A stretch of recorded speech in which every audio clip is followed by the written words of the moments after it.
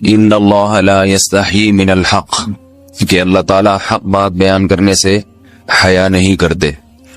حدیث میں بھی بعض ایسے مسائل کو اللہ کے رسول نے بیان کیا ہے صلی اللہ علیہ وسلم نے جو بظاہر حیا کے خلاف ہیں، مگر اس لیے بیان کیا کہ اگر آپ صلی اللہ علیہ وسلم بیان نہ کرتے تو لوگ ان بے شرمی کے کاموں میں مبتلا ہو جاتے۔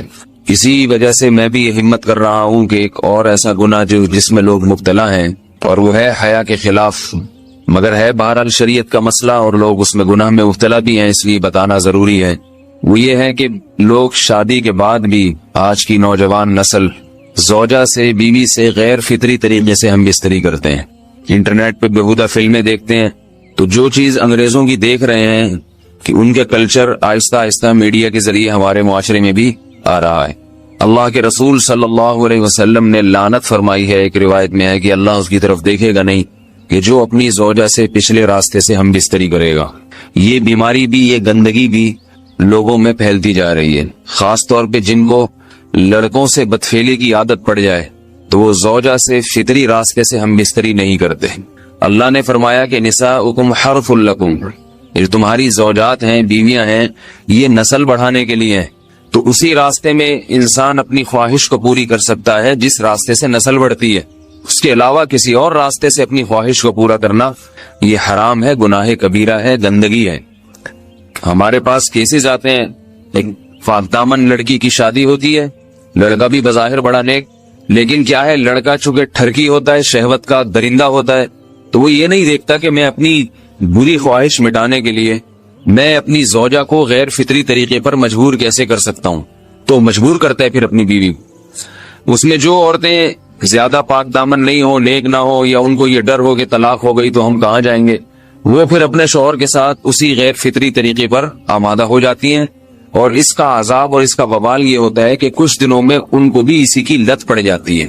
انسان جب بھی کوئی غیر فطری راستہ اختیار کرتا ہے، آخرت کا عذاب تو بعد میں، دنیا کا عذاب یہ آتا ہے کہ پھر اس کو لذت فطرت میں آتی نہیں ہے، تو جو راستہ اللہ نے رکھے اس میں اس کو لذت نہیں آئے گی، پھر وہ گندگی میں ہی گھسنے کی کوشش کرے گا، اس کی بھی فطرت خراب ہو جاتی ہے، اور جس کے ساتھ یہ بدفعلی کی جائے اس کی بھی فطرت خراب ہو جاتی ہے، وہ بھی پھر کسی کے قابل نہیں رہتے۔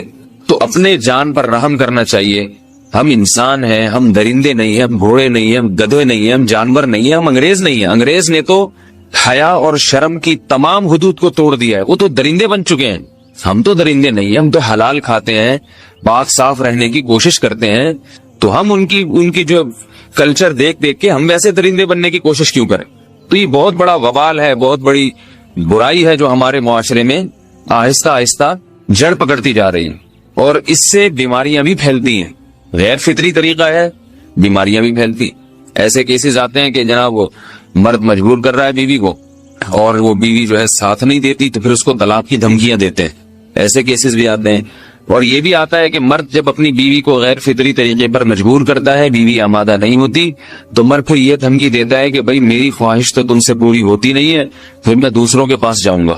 تو یاد رکھیں، جس عورت کا شوہر یہ دھمکی دے اس کو کہ میں زنا کروں گا اگر تم نے میری خواہش پوری نہیں کی غیر فطری طریقے سے، تو عورت اپنے شوہر سے کہہ دے کہ جاؤ تم کہیں اور جا کے منہ کالا کرو، تمہاری فطرت میں گندگی ہے تو یہ مجھے گندا بنانے کی کوشش نہ کرو، اس کو زنا کرنے دیں، وہ اللہ آخرت میں اس سے بھگتے گا۔ ہر بیماری کا اللہ نے علاج رکھا ہے۔ اللہ کے رسول صلی اللہ علیہ وسلم نے فرمایا، صحیح بخاری کی حدیث، ما انزل اللہ من داء الا انزل له دواء، کوئی بیماری ایسی نہیں ہے جو اللہ نے نازل کی ہو اور اس کے لیے دوا نہ رکھی ہو دنیا میں۔ تو اگر کسی کو ایسی لت پڑ گئی ہے غیر فطری کام کی، تو اس کو چاہیے کہ وہ اپنا علاج کرائے، ڈاکٹر سے بھی رابطہ کرے، اور سب سے بڑا علاج یہ کہ کچھ وقت صبر کرے گا، چھوڑ دے گا کچھ عرصے کے لیے، تو خود بخود آہستہ آہستہ صحیح ہو جائے گا۔ ایک آدمی شراب کا عادی ہے، ایک علاج تو یہ کہ ڈاکٹروں سے رابطہ کرے، بہترین علاج کے چھوڑ دے، کتنے دن تڑپے گا؟ ایک دن، 2 دن، 3 دن، 4 دن، 1 ہفتہ، 2 ہفتہ، بہت زیادہ سال ہو جائے گا نا، اس کے بعد خود بخود ٹھیک ہو جائے گا۔ سگریٹ کا عادی ہے، چھوڑ دے گا، تو کتنے لوگ ہم نے دیکھے ہیں دن میں 20 سگریٹ پیتے تھے، چھوڑنے پر آئے تو بالکل ایک دم چھوڑ دی انہوں نے، آہستہ آہستہ کر کے چھوڑ دی، لیکن تکلیف ہوئی مگر عادی ہو گئے۔ جادو کا الزام۔ شمس الرحمان چترال سے پوچھتے ہیں، میرا ایک بہنوئی مجھ پر اور میری امی پر الزام لگا رہا ہے کہ ہم اس پر جادو کرتے ہیں، پہلے بھی ایک دفعہ الزام لگا چکا ہے، اس مسئلے کا حل بتا دیں، قریبی رشتہ خراب ہونے کا امکان ہے۔ اللہ آپ کے بہنوئی کو ہدایت دے، انسان بنائے. کسی پہ کسی قسم کا جب تک یقینی دلیل نہ ہو آپ الزام نہیں لگا سکتے یا مضبوط قرینہ ہو تو. اور ویسے بھی یہ جادو وادو کا اثر جو ہے نا ان لوگوں پر ہوتا ہے جن کی قوت ارادی خراب ہوتی ہے، خود ہی کمزور ہوتے ہیں وہ.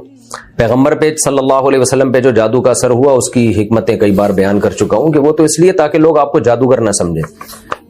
یہودی آپ کو جادوگر کہتے تھے نا، تو اللہ نے تھوڑا سا جادو ہونے دیا، ورنہ جادو نہیں ہوتا اتنے آرام سے، ایسے تو دنیا کا نظام تباہ و برباد ہو جائے. تو اس لیے اپنے بہنوئی کو، یہ کہیں عامل وامل کے پاس بیٹھ رہا ہوگا آپ کا بہنوئی، عامل لوگ ایسی باتیں کر کر کے دماغ خراب کر دیتے ہیں، تو اس کو عاملوں سے ہٹائیں اور اپنی سسٹر کو بولیں، اپنی بہن کو بولیں بہنوئی کو کنٹرول کرے. لیڈی ڈاکٹر کا مرد مریضوں کو چیک کرنا. میں ایک میڈیکل اسٹوڈنٹ ہوں، مجھے پوچھنا یہ ہے کہ ہمیں میل فیمیل سب کو چیک کرنا ہوتا ہے. امتحان میں بھی نبض وغیرہ چیک کرنے کے لیے میل کو بھی بٹھا دیتے ہیں. میں کہتی ہوں فیمیل کو بٹھائیں تو کہتے ہیں کہ اگر ابھی چیک نہیں کرو گی تو بعد میں بھی چیک کرنا پڑ سکتا ہے، اگر میں چیک کرنے سے انکار کروں تو فیل کر دیں گے، بتائیے میں کیا کروں.